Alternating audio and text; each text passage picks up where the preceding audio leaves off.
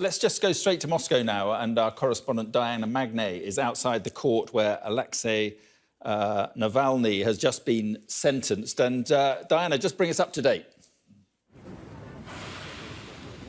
He has been found guilty of violating his suspended sentence, which was a 3.5-year suspended sentence. So the judge said that that should be converted into a jail term.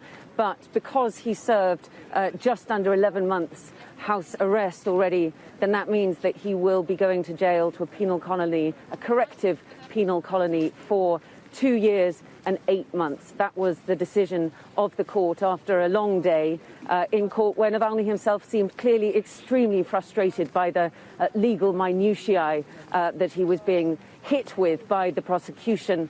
He was sarcastic. He accused them of being essentially muppets of the state. And it was very touching when he came back into court for the final verdict.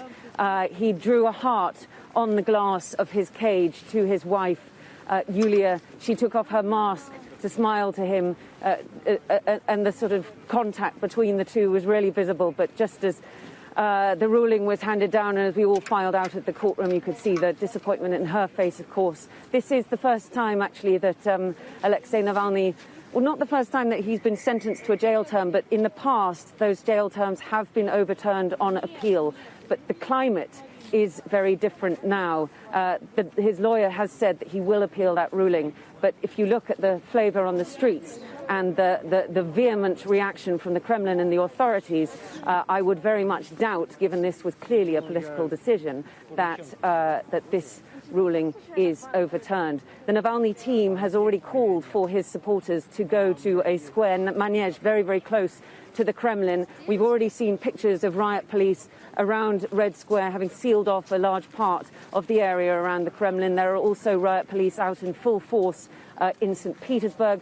And as you can see, they're here in the courtroom, outside the courtroom where I am, and have been maintaining a very, very strong presence all day. The few people who did come out to demonstrate in the vicinity, they didn't get very close to the courtroom. Many of them were detained, 350 or more, before the verdict was even handed down.